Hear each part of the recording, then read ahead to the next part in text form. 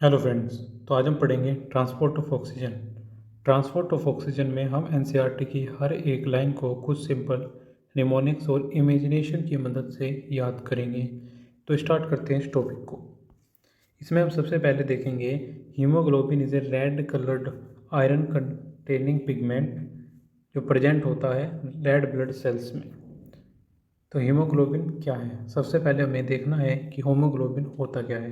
तो हीमोग्लोबिन को आप ऐसे मानिए कि जो हीमोग्लोबिन है वो पेंटर होते हैं। पेंटर कौन होते हैं? जो कलर करते हैं। तो ये हीमोग्लोबिन एक ऐसा पेंटर है जो रेड कलर करता है हमारे ब्लड के अंदर। हमारा जो ब्लड है वो रेड क्यों दिखता है? क्योंकि उसके अंदर हीमोग्लोबिन होता है। ठीक है। और क्या होता है कि ऑक्सीजन जो है वो जुड़ता है, बाइंड करता है हीमोग्लोबिन के साथ एक रिवर्सेबल मैनर में, और जिससे ऑक्सी हीमोग्लोबिन बनता है। अब यहाँ पे एनसीईआरटी में रिवर्सेबल क्यों लिखा है? रिवर्सेबल यहाँ पर इसलिए लिखा है कि जो हीमोग्लोबिन है उसके साथ ऑक्सीजन जुड़ जाता है। ऑक्सीजन हीमोग्लोबिन के साथ जुड़ जाता है, बाइंड हो जाता है। लेकिन ऐसा नहीं है कि वो परमानेंटली बाइंड रहेगा। वो एक टाइम के बाद डिसोसिएट भी हो जाता है, मतलब कि जो ऑक्सीजन है वो हीमोग्लोबिन से अलग भी हो जाता है, जो कि हम आगे पढ़ने वाले हैं। ठीक है। तो आपको ये इमेज से यहाँ पर याद रखना है, ऑक्सीजन यहाँ पर हीमोग्लोबिन से जुड़ रहा है और एक टाइम के बाद वो डिसोसिएट भी होता है। अब हम देखेंगे एनसीईआरटी की ही लाइन है, each haemoglobin molecule can carry A maximum of 4 molecule of oxygen. अब क्या करता है कि जो हीमोग्लोबिन है वो ऑक्सीजन को कैरी करता है। जैसा कि आप यहाँ पे देख सकते हैं, यहाँ पर ये हीमोग्लोबिन है और इसके पास 4 मॉलिक्यूल हैं ऑक्सीजन के, O2 O2 O2 O2। तो हीमोग्लोबिन क्या करता है? सिर्फ 4 ही मॉलिक्यूल ऑफ ऑक्सीजन के कैरी कर सकता है, इससे ज़्यादा कैरी नहीं करता। आगे हम देखेंगे कि ऑक्सीजन को हीमोग्लोबिन कैरी कर क्यों रहा है।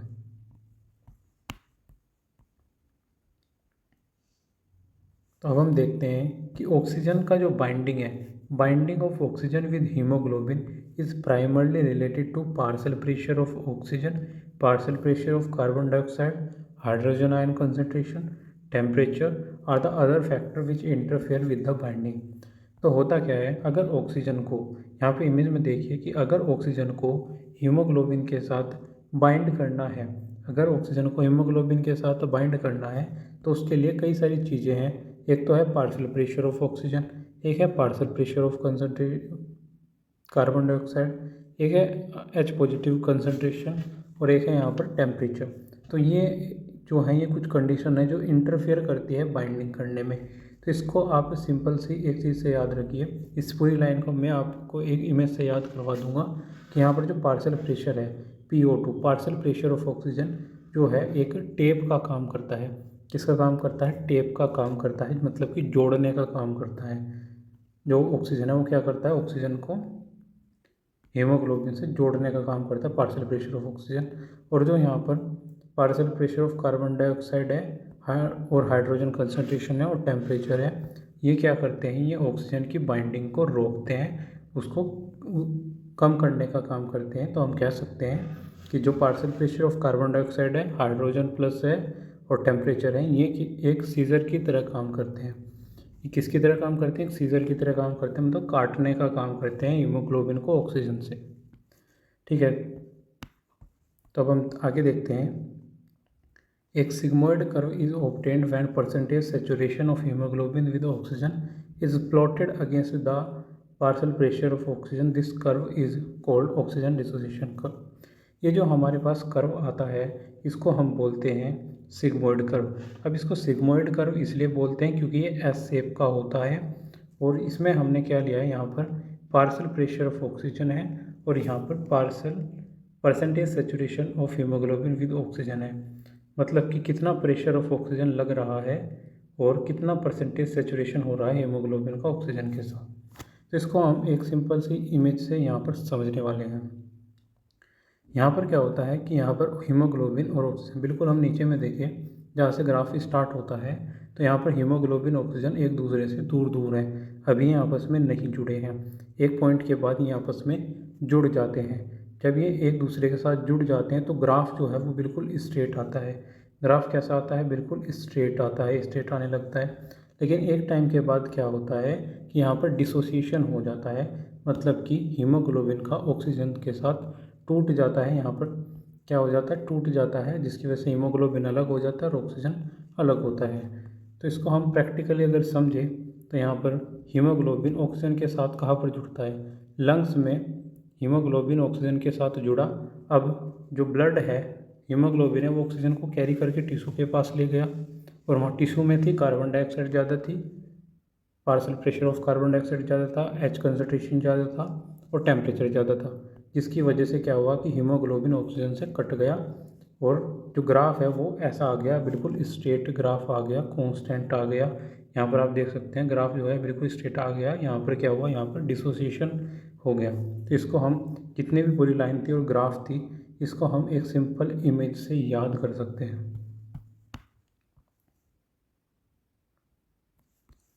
अब हम देखेंगे on binding of oxygen with haemoglobin in the alveoli where there is high partial pressure of oxygen, low PCO2, lesser H positive concentration and lower temperature. These factors are all favorable for the formation of oxyhemoglobin. इस पूरी line को मैं कुछ simple image से आपको याद करवा दूंगा। तो यहाँ पर देखिए क्या होता है कि हमारे जो लंग्स हैं उन लंग्स के अंदर बैग लाइक स्ट्रक्चर्स होती हैं।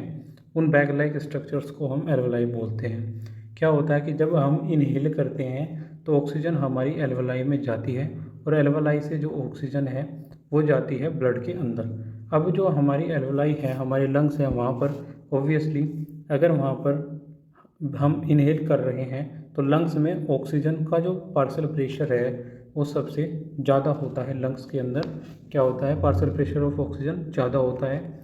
और जो दूसरी चीज़ें हैं जैसे कि PCO2, partial pressure of carbon dioxide, hydrogen concentration और टेम्परेचर, ये सब जो होते हैं ये लो होते हैं, जिसकी वजह से मैंने आपको बताया था यहाँ पर जो हाई कंसनट जो PCO2 है वो काम करेगा एक टेप की तरह, मतलब जोड़ने का काम करेगा, और जो PCO2 H और टेम्परेचर ये तोड़ने का काम करेंगे, सीजर की तरह काम करेंगे।